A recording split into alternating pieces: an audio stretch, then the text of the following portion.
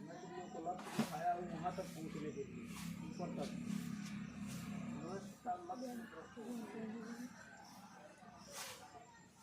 पाचन तंत्र, digestive system मैंने बताया था, कंप्लीट बता दिए थे, है कि ना। अब अंतिम वाला चीज बताना था कि पाचन तंत्र टोटल 5 स्टेज में होता है, कंप्लीट होता है। कल बोले थे, है कि ना। चलो पहले स्टार्ट किया जाए, लीवर गुर्दा बनाया जाए, है कि ना। पूरा बनाया है, देखिए तो समझ में आ जाएगा क्या क्या है, इससे क्या रहता है।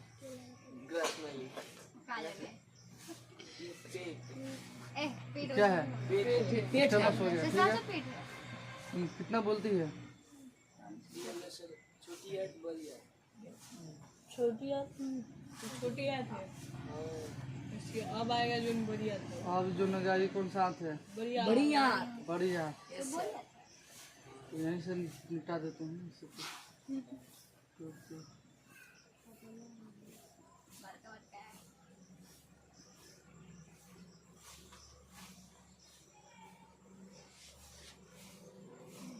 यहाँ पे होता है पेनक्रियाज, यहाँ पे रहता है मुझे, ठीक है। यहाँ पे होता है हम लोग लीवर, लीवर का निपटका बनाना पड़ेगा। इस तरह से लीवर रहता है, इसी में हम लोग को निकला रहता है, क्या बोलते हैं इसको, गाल ब्लडर यानी पीठ की थैली, यही ना रहता है। और यहाँ पे चलो, यहाँ पे हम लोग का लाड़ ग्रंथि हो गया, 3 दिन होता है लाड़ ग्रंथि, पता है ना। ये हो गया मुख गुहा, मुख गुहा, ये हो गया लाड़ ग्रंथि, स्लाइवा ग्लैंड, आगे ना। इसको बोलते हैं पूरा जो यहाँ से यहाँ तक, इसे क्या बोलेंगे, क्या बोलेंगे? ग्रास नली।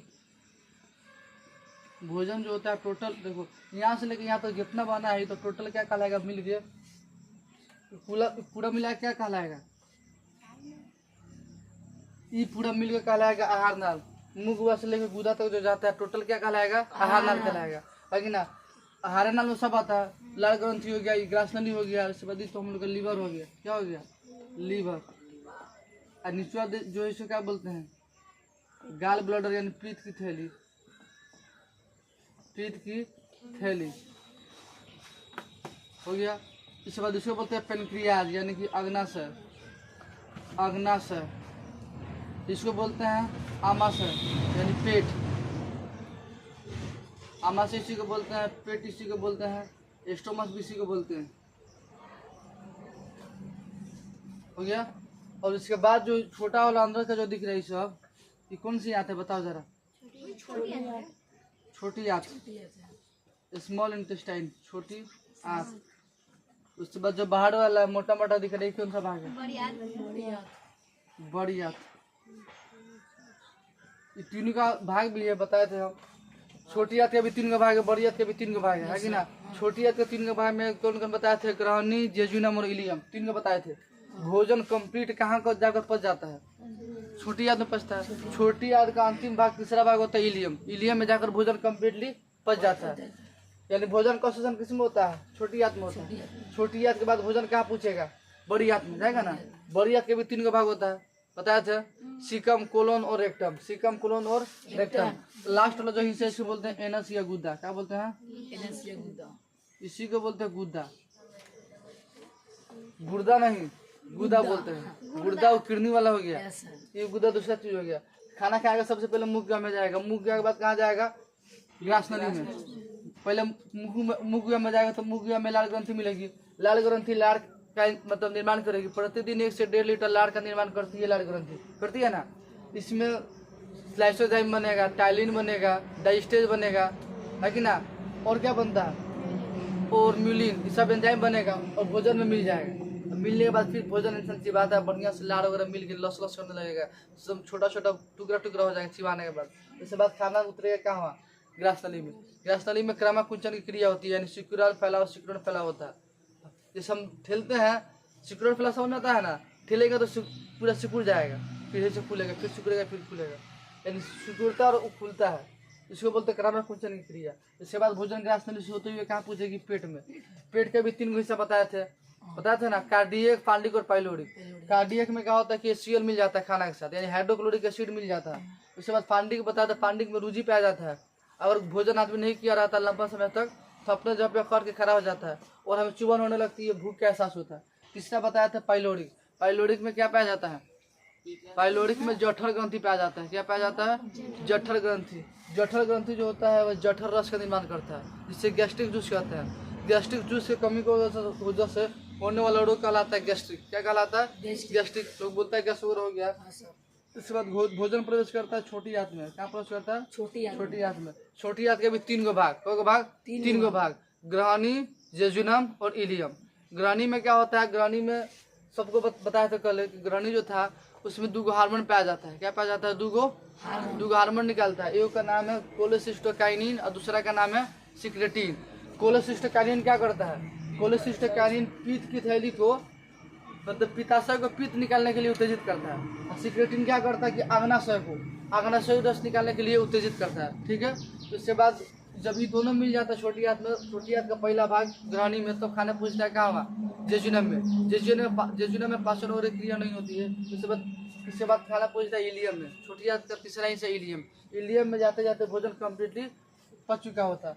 उसके बाद इस सब के बीच में प्रक्रिया दिख रहा है अग्नाशय। अग्नाशय यही निचवा रहता है, लीवर के निचवा, पेट के निचवा। इसका काम क्या है? ये 3 तरह का एंजाइम बनाता है।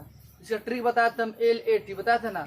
लाइसोजाइम बोल रहा है, लाइपेज, एमाइलेज और ट्रिप्सिन।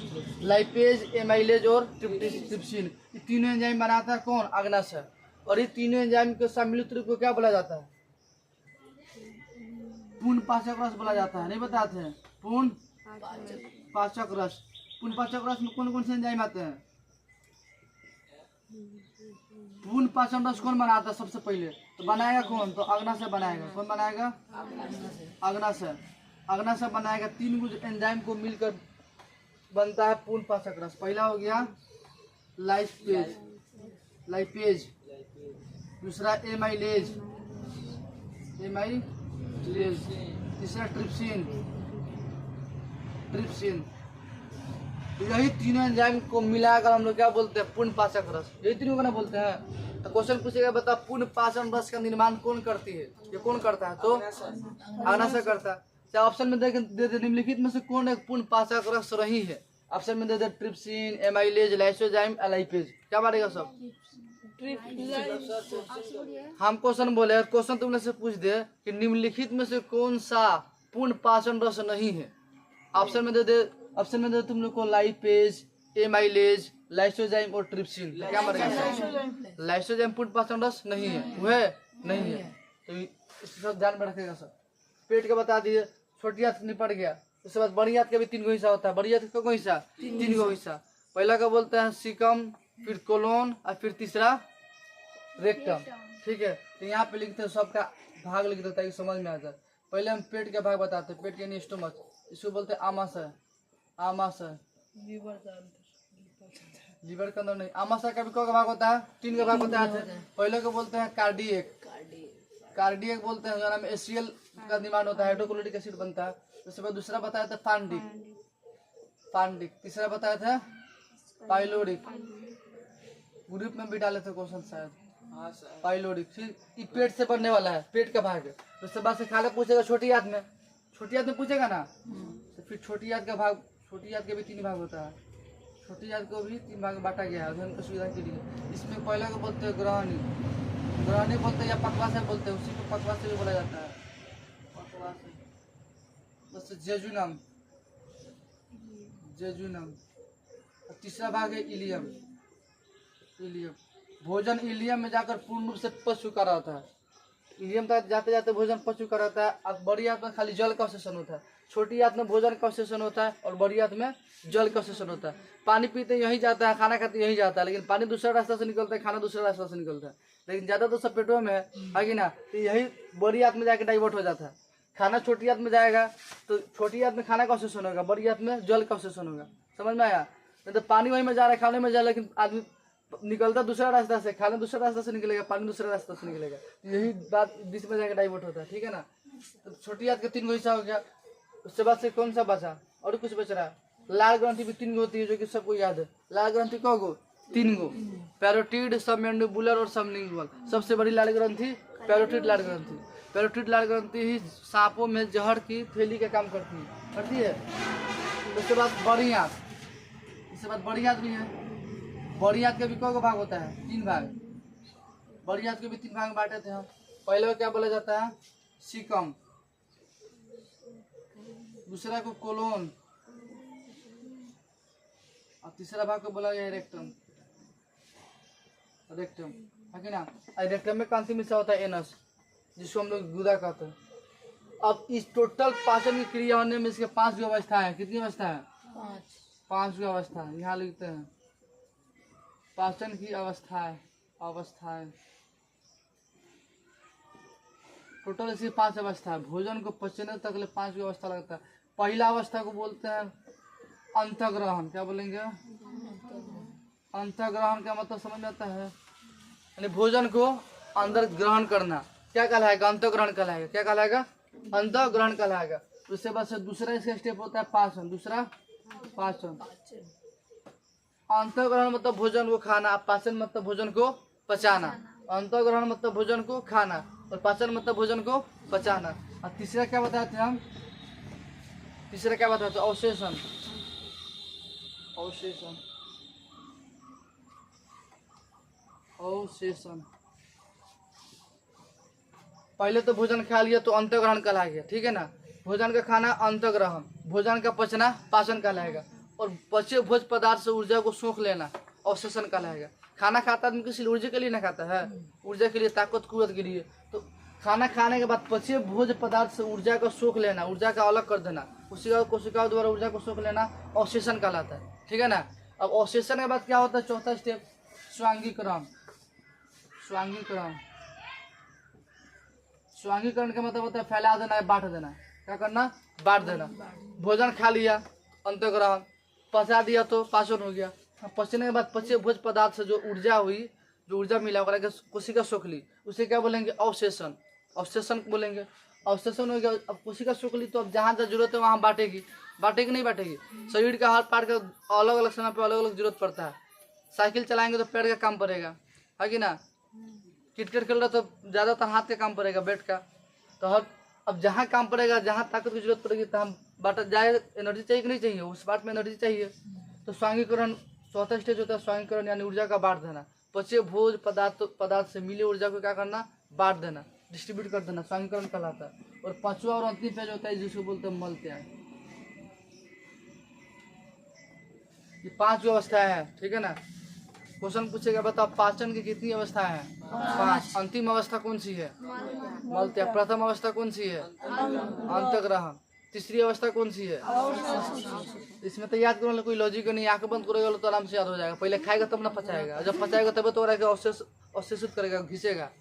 जब अवशेषित कर लेगा तब तो बांटेगा, कहाँ जाना है, यहाँ जाना है, वहाँ जाना है, कहाँ जाना है कि ना? उसके बाद मल त्याग। तो टोटल पाचन की 5 अवस्थाएं होती है, ठीक है ना? डाइजेस्टिव सिस्टम में इतना समझा देते अवशेषण स्वांगीकरण याद करना है। नाम खाली याद करना है, नाम थोड़ा अलग है लेकिन शब्दों थोड़ा याद करना है, बाकी सब तो वही चीज है।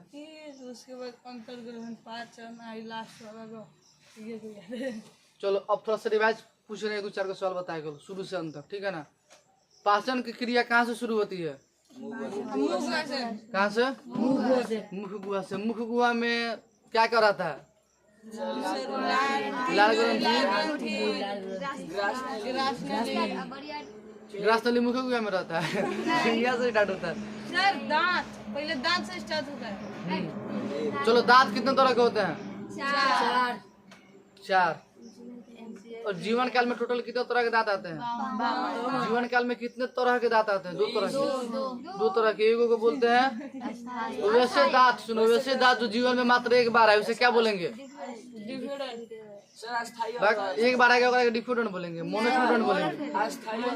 हाँ, तो नॉर्मल भाषा अस्थाई अस्थाई, लेकिन एग्जाम में थोड़ा लॉजिकल शब्द का इस्तेमाल करेगा ना। वो तो अस्थाई अस्थाई बोलेगा तो खड़े बता देगा सब, है कि ना? क्लास में पूछेगा तो बता देंगे। क्लास में अब ना देखो पारा सब है लेकिन शब्द चेंज करके पूछने लगेगा। वही चीज है घुमा के पूछेगा तो फिर दिक्कत होने लगेगा। इसलिए उलाट पुलाट करके सुता के उठा के चारों तरफ से पढ़ लो, इधरों से पूछेगा तो क्वेश्चन नहीं छूटेगा। चलो बताओ, वैसे दांत जो जीवन में 2 वाला आता है उसे क्या बोलते हैं? डिफियोडोंटिक। डिफियोडोंटिक। चलो बताओ, दांत कितने प्रकार के होते हैं? 4। आई टीथ किसे बोलते हैं? किसे बोलते हैं? कैनाइन को। इंसीजर को नोज टीथ बोला जाता है। इंसीजर नाक के नीचे तो नोज टीथ। इधर वाला का क्या बोलते हैं? कैनाइन। इंसीजर के बाद कैनाइन। कैनाइन को बोला जाता है आई टीथ, है कि नहीं? विजडम टीथ किसे बोलते हैं? मोलर को बोलते हैं। प्री मोलर को चीक टीथ कहते हैं और मोलर को विजडम टीथ बोलते हैं। दांत किस चीज से बना होता है? कैल्शियम क्लोराइड और कैल्शियम कार्बोनेट और कैल्शियम फास्फेट से बना होता है। ज्यादा मात्रा में क्या चीज रहता है? फास्फेट। ज्यादा मात्रा में फास्फेट रहता है। दांत के कितने लेयर? 2। ऊपरी लेयर को क्या बोलते हैं? आंतरिक लेयर को। दोनों में से मजबूत कौन होगा? इनामेल। शरीर का सबसे कठोर भाग? इनामेल। कीड़ा कहाँ से घुसेगा? डेंटाइन से कि इनामेल से? मसूरा से। मसूरा में घुसेगा तब डेंटाइन में, तब मुकरा के छेद करेगा। सर पहले दांत में डेंटाइन में घुसेगा। नहीं सर, पहले मसूरा चलो घुसेगा। चलो ठीक है, क्वेश्चन सही है। अरे डेंटाइन में दांत का पूछेगा तो डेंटाइन ही होगा, दूसरा का। चलो आगे बताओ, भोजन मुख हुआ के बाद कहाँ जाता है? ग्रासनली में। ग्रासनली में कौन सी क्रिया होती है? सर क्रमाकुंजन की क्रिया। क्या होती है? क्रमाकुंजन लॉजिकल शब्द है। क्रमाकुंजन की क्रिया होती है। शिकरा फैलाव की क्रिया क्या बोलते हैं? क्रमाकुंजन की क्रिया, है कि ना? वो तो समझ में आइए गया सबको, कैसे ठेल ठेल कैसे खासा जाता है, उसी तरह से भोजन ही आ जाता है। अब भोजन ग्रास पानी पी के नहीं सर, नीचे खेलता है। आहार नाल की लंबाई कितनी है? भोजन ग्रास नली के बाद कहाँ जाता है? सवाल का जवाब दो। भोजन ग्रास नली के बाद कहाँ जाता है? स्टोमक यानी पेट में जाता है। पेट का कौन भाग? तीनों का नाम याद है? कार्डियक, पांडिक और पाइलोरी, ठीक है ना? पेट के किस भाग में, जठर रस का निर्माण होता है? पाइलोरिक। तीसरा भाग पाइलोरिक में जठर रस का निर्माण होता है। भोजन पेट के बाद कहाँ जाता है? आमाशय के बाद कहाँ जाता है? छोटिया भी कौन हिस्सा? 3 हिस्सा। कौन कौन देखिए बताओ? 3 हिस्सा होता है, ठीक। भोजन का पाचन कहाँ कंप्लीट होता है? छोटिया तक कौन सा हिस्सा में? भोजन का अवशोषण कहाँ होता है? छोटी हाथ में। भोजन का अवशोषण भी छोटी हाथ में। उसके बाद भोजन, छोटी हाथ के बाद भोजन कहाँ पहुँचता है? बड़ी हाथ में। बड़ी हाथ में किसका अवशोषण होता है? जल का, यानी पानी का। किसका होता है? जल का, पानी का। बड़ी हाथ का सबसे अंतिम हिस्सा कौन सा है? एनस। अब देखो यहाँ पे ना, सुनो, यहाँ पे से निकला रहता है थोड़ा सा, इसे याद है तो बता दीजिए। राइट तरफ में यहाँ पे निकला रहता है एकदम रस्से का तरह, इसी का इसमें थोड़ा सा टुकड़े से निकला रहता है, ठीक है ना? इसे इसको बोलते हैं अपेंडिक्स। क्या बोलते हैं? अपेंडिक्स बोलते हैं। किसी को सुना होगा ना कि अपेंडिक्स का ऑपरेशन हुआ है, सुना है लो? ये जो है ना, घास भूस के पचाता है। किसको पचाता है? घास भूस को। जानवर घास भूस साग खाती है, पालकी खाती है, ये सब क्या है? नहीं खाती है तो सर उसी में सब जानवरों में जो है ना, जानवरों में अपेंडिक्स बहुत ही महत्वपूर्ण भूमिका निभाता है। जितना हार्डीपुरा जानवर है, सब जो शाकाहारी जानवर है कि ना, जो घास फूस खाता है, उन लोगों में अपेंडिक्स बहुत ही महत्वपूर्ण अंग है। ये सेलुलोज के पचाता है। सेलुलोज समझ जाता है ना?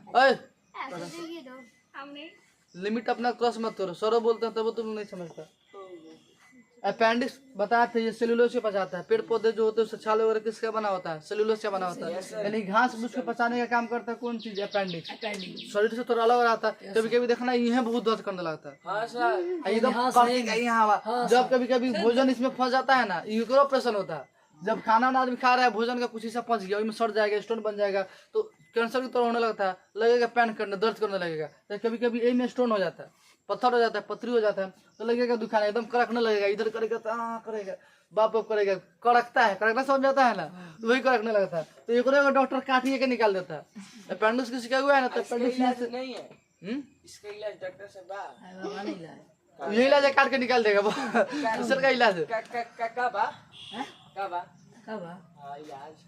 अरे अभी ट्रेनिंग में, अभी कैसे बताएं? चलो इसको काट के निकाल देते हैं। सुनो, स्टोन 3 जगह होता है, याद रखना। अधिकांश स्टोन 3 जगह होते हैं। सुनो, एगो तो स्टोन होगा, यानी एगो पथरी होगा तुम्हारा कहाँ? पीत की थैली में, गाल ब्लडर में से हो गया पथरी। दूसरा होगा तुम्हारा कहाँ? अपेंडिक्स में। और तीसरा होता है किडनी में। किडनियों में स्टोन हो जाता है कि ना? तो किडनी में तो किडनी काट के निकालेगा नहीं डॉक्टर, तो स्टोन में निकालता है। नहीं तो दवा वगैरह से गलाएगा। लेकिन अपेंडिक्स में होगा तो काट देगा। अपेंडिक्स मानव शरीर में अवशेषी अंग है। अवशेषी अंग समझ में आता है ना, यानी शरीर में तो है लेकिन इसका काम नहीं है, मुख्य काम नहीं है। त्वचा के बाल का कोनो मुख्य काम नहीं है। कान का जो पिंडा दिख रहा है इससे भी कोनो काम नहीं है, इंग दे दिया है, इससे भी काम नहीं है। अपेंडिक्स का कोनो काम नहीं है। लेकिन है हमारा जो पित्त की थैली है ये अवशेषी अंग नहीं है, इससे काम है। इसका इसका इसका कोनो काम नहीं है। हाँ तो न्यूज के फेंक दो, साइंटिफिक रूप से इसका काम नहीं है। बस देखो शरीर में जितना चीज है उसका हम लोग अपना मरीज से कुछ ना कुछ काम में ले लेते हैं, है कि ना, लेकिन उसका कोई ओरिजिनल काम नहीं है। त्वचा का बाल का क्या काम है? त्वचा का बाल का क्या काम है भाई? गंदगी रोकता नहीं, गंदगी करता है। बाल में साफ हो रहा है अगर गंदगी रोकता तो लोग साफ क्या करते हैं? बाल में कटा देते हैं खुद वो गंदगी। बाद में सर ले हाँ बोलेगा, लेकिन इसमें से अंदर से निकलता है, छेद छेद करके ही निकलता है, पसीना निकलता है। बोलो यही पढ़ा, यही बोल पे करेगा। जब स्किन पढ़ाएंगे तो बताएंगे स्किन का 2 लेयर होता है, एपिडर्मिस और डर्मिस, ठीक है ना। उसके बाद हम बता भी थे कि पसीना का निर्माण करने के लिए ग्रंथि होती है। कौन सा ग्रंथि जो है वो पसीना बनाती है, कौन सा ग्रंथि आंसू का निर्माण करती है, बताया था ना।